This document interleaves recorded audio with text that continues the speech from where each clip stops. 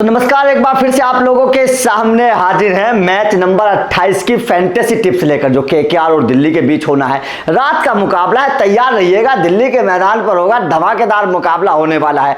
हमें अब जब भी केकेआर, देखिए दोनों टीमों में कुछ बदलाव हो सकते हैं, इस बात का ध्यान रखना, टॉस का ध्यान रखना, क्योंकि मैं जब भी आपको फैंटेसी बताता हूं तो आप लोगों को यह बात जरूर बताता हूं कि भाई टॉस का जरूर ध्यान रखें। टॉस का ध्यान नहीं रखोगे तो मुश्किल में पड़ जाओगे। खिलाड़ी की फॉर्म, फिटनेस और नंबर का जरूर ध्यान रखें जब भी फैंटेसी बनाए। तो सबसे पहले चर्चा करते हैं फैंटेसी टीम में खिलाड़ियों की पोजीशन का कि क्या क्या खिलाड़ी हो सकते हैं। देखिए सबसे पहले केकेआर की बात करूं तो गुरबाज, जगदीशन, वेंकटेश अय्यर, राणा, रिंकू, देखिए ज्यादा बदलाव नहीं होंगे, मुझे ऐसा पता है, लेकिन फिर भी ऐसा हो सकता है कि एक दो बदलाव होंगे। वही पुरानी टीम यहां पर है, जो बदलाव होंगे टॉस के बाद आप देख लेना। उसके बाद में दिल्ली की भी वही टीम है जो पिछले मुकाबले में खेली थी, जो बदलाव होंगे टॉस के बाद देख लेना। अब यहां पर ये मैं बता सकता हूं वैसे आपको कि क्या क्या बदलाव हो सकते हैं। हो सकता है आपको जगदीशन की जगह कोई दूसरा खिलाड़ी नजर आए, ऐसा हो सकता है कि रसल या नरेन, वैसे मुझे लगता नहीं कि इन दोनों को टीम बाहर करेगी, बेशक ये खेले या ना खेले, ऐसा वैसे मुझे लगता नहीं है। लेकिन उसके बावजूद यहां पर यश दयाल और उसके बाद में फिर आपको अमन हकीम की जगह हो सकता है कि आपको यहां पर बदलाव नजर आए।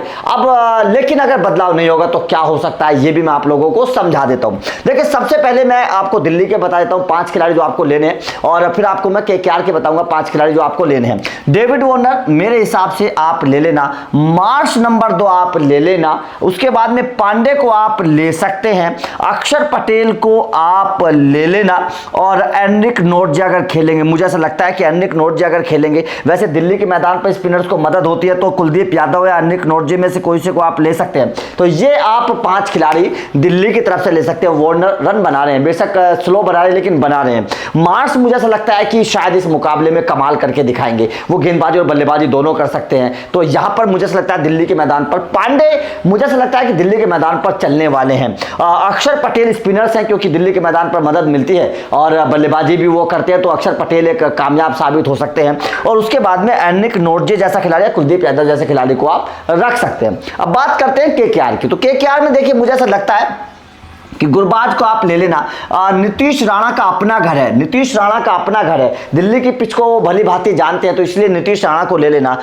रिंकू सिंह तो खैर हर मैच में चल ही रहे हैं। उसके बाद में शार्दुल ठाकुर को आप ले सकते हैं चौथे खिलाड़ी के तौर पर, शार्दुल ठाकुर। और एक सुयस है, सुयस नंबर 5, सुयस का भी दिल्ली की तरफ से खेलते हैं, सुयस का भी अपना घर है, दिल्ली की पिच को भली भांति वो समझते हैं सुयस भी, तो ये इसीलिए 2 खिलाड़ियों का अपना घर है केकेआर में, राणा और सुयस। दोनों खिलाड़ियों को आप स्पिनर के तौर पर रख लेना, क्योंकि दोनों खिलाड़ी दिल्ली की तरफ से खेलते हैं, इनको दिल्ली के बारे में पता भी है। अब यहां पर देखिए रिस्क जो है ना वेंकटेश अय्यर का है। आप लोग बोलेंगे कि फॉर्म में है, कमाल की फॉर्म में, मुझे ऐसा लगता है कि शायद इस पिच पर फंस सकते हैं वेंकटेश अय्यर, क्योंकि इस पिच पर शुरुआत से बड़ी मदद मिलेगी स्पिनर्स को। अक्षर पटेल या फिर सुनील नरेन की चक्कर, अक्षर पटेल या फिर कुलदीप यादव के चक्कर में फंस सकते हैं वेंकटेश अय्यर। हालांकि मैं आपको बोलूंगा कि गुरबाज या फिर वेंकटेश अय्यर दोनों में से किसी एक को रख लेना, जिसको आप रखना चाहें, मेरे हिसाब से वो बेहतर होगा। लेकिन यहां पर मुझे वेंकटेश अय्यर फंसते हुए नजर आ रहे हैं थोड़ा सा, जो पिच जिस तरीके की रहती है दिल्ली की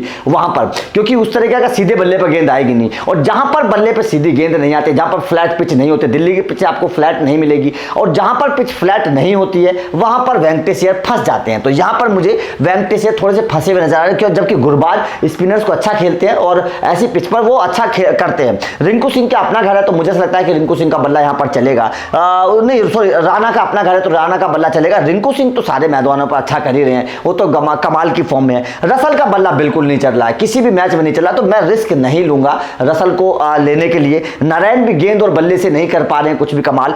शार्दुल ठाकुर कमाल कर सकते हैं, मुझे ऐसा लग रहा है। शार्दुल ठाकुर या नरेन, यहां पर मैं आपको यह बोलना चाहूंगा, इसलिए मैंने नरेन को बोला, क्योंकि स्पिनर्स हो सकता है कि 1-2 विकेट चटका दे, तो वहां पर आपके लिए फायदा हो सकता है। तो यहां पर आप सोच विचार कर करना, नरेन या शार्दुल ठाकुर किसको आपको लेना है। और सुयस को आप रख लेना, सुयस को आप रख लेना, क्योंकि दिल्ली की पिच पर वो खेले हैं, बड़े हुए हैं खेल खेल के, उनको पता है कि कैसी यहां पर पिच होती है, तो यहां पर सुयस को आप रख लेना। अब बात क्या है कि 1 2 3 4 5 खिलाड़ी दोनों तरफ से हो गया। बात है 11वें खिलाड़ी की, 11वां खिलाड़ी आपको कौन लेना है।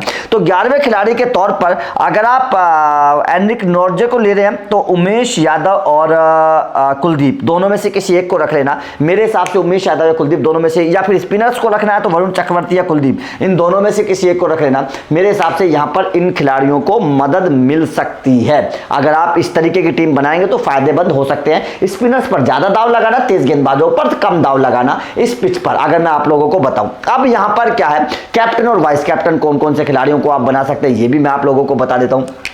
तो मेरे हिसाब से पता नहीं क्यों मुझे ऐसा लग रहा है मार्श कैप्टन के हिसाब से आपके लिए बहुत बेहतर है, और इधर से आप राणा को कैप्टन बना सकते हैं। मुझे ऐसा लगता है नीतीश राणा को वो आपके लिए कारगर साबित हो सकते हैं, नीतीश राणा कैप्टन के तौर पर, इधर से मार्श आपको कैप्टन के तौर पर फायदेमंद हो सकते हैं। अब बात आती है वाइस कैप्टन की। अक्षर पटेल आपके लिए वाइस कैप्टन के अच्छे मटेरियल हैं, कुलदीप यादव आपके लिए वाइस कैप्टन के अच्छे मटेरियल हैं, इधर से सुनील नरेन या शार्दुल ठाकुर जिस ऑलराउंडर को ले रहे हैं वो वाइस कैप्टन के लिए बहुत अच्छा मटेरियल है। और यहां पर सुयश भी विकेट चटका सकते हैं, सुयश भी मुझे ऐसा लग रहा है कि 2-3 विकेट चटका सकते हैं, तो सुयश भी वाइस कैप्टन के बहुत अच्छे मटेरियल हैं। यहां पर आप जितना स्पिनर्स पर दाव लगाएंगे, हो सकता है देखिए आपको अगर बड़ी रकम जीतनी है तो बड़ा दाव खेलना पड़ेगा, और बड़े दाव में आप बड़े खिलाड़ियों पर दाव अगर लगाएंगे तो मार खा जाएंगे। बड़े खिलाड़ियों पर दाव कम लगाइएगा, कैप्टन वाइस कैप्टन उन खिलाड़ियों को बनाइएगा जो खिलाड़ी बड़े नाम नहीं है, जिन पर कम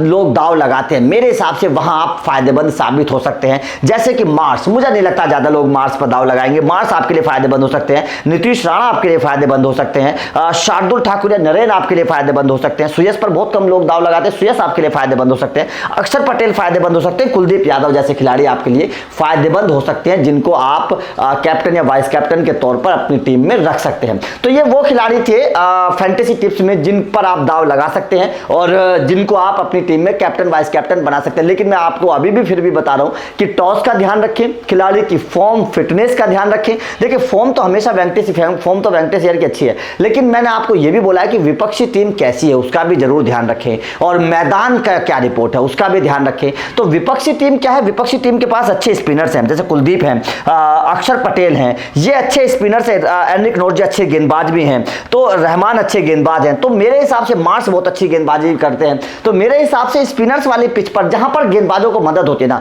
वह वेंकटेश यार मुझे फंसे हुए नजर आते हैं। फ्लैट पिच पर तो वेंकटेश बहुत अच्छा खेलते हैं, तो यहां पर भाई फ्लैट पिच तो रहेगी नहीं दिल्ली की, तो यहां पर वेंकटेश फंस सकते हैं। इसलिए मैं डाउटफुल हूं। आपका मन है अगर आप लेना चाहें तो वेंकटेश को ले लेना, लेकिन मुझे डाउट है वेंकटेश के ऊपर, इसलिए मैं आपको लेने के लिए नहीं बोलूंगा। तो आपका इस फैंटेसी पर क्या कहना है कमेंट करके बताइएगा। अपनी फैंटेसी हमारे कमेंट बॉक्स में लिख दीजिएगा, ताकि बाकी लोगों को आपकी फैंटेसी का फायदा हो और मिले। और वीडियो अच्छी लगे तो लाइक और शेयर जरूर करिएगा, चैनल को सब्सक्राइब करिएगा, क्योंकि इस तरह के वीडियो लगातार हम बनाते रहते हैं। Thank you very much.